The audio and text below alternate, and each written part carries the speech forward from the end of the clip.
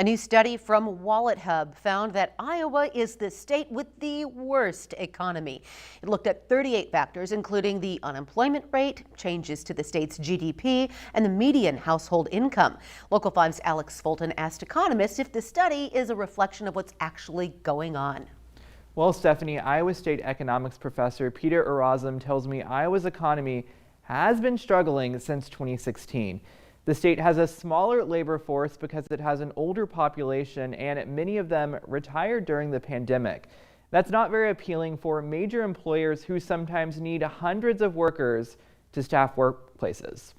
It's not surprising that it wouldn't rank very highly. Iowa State economics professor Peter Erasm says Iowa's economy isn't in a great spot. Farm revenue has been decreasing over the past 2 years. Some of that is an overhang from the tariffs that were imposed on U.S. agriculture as a repercussion of the tariffs imposed on other countries, particularly in China. A WalletHub study put Iowa's economy in 51st place, making it the worst in the U.S. Iowa ranked low in changes in GDP, startup activity, and the amount of non-farm payrolls. Erasm says industries beyond agriculture are struggling as well. Some of the pullback by Wells Fargo have really made finance much weaker in Iowa compared to the rest of the U.S., where job growth is occurring in finance. Iowa's property tax rate, one of the highest in the U.S., isn't appealing to new businesses either. If you're starting a new business,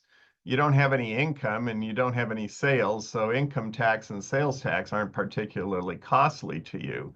But you still have to pay property tax. University of Iowa economics professor Anil Kumar says one study doesn't always tell the whole story. Economists rarely rely on just one ranking.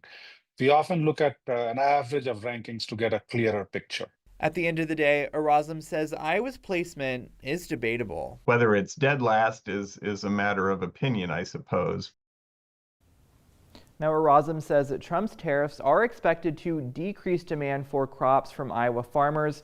Farmers producing less may hurt manufacturing companies as well, which isn't good news for the future of Iowa's economy. Stephanie? Alex, thank you. Now, political leaders from both sides of the aisle are of course, weighing in on this report here. In a statement, Democratic Party Chair Rita Hart said, quote, "This is just more proof of what Iowans already know, whether they are already struggling because of layoffs in our manufacturing sector, tariffs that are driving up costs and destroying markets for Iowa farmers, or rural hospitals that are on the brink of closing due to Medicaid cuts."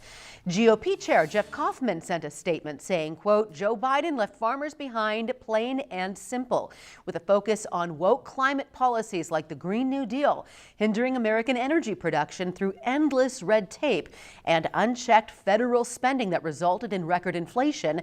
It's not a surprise."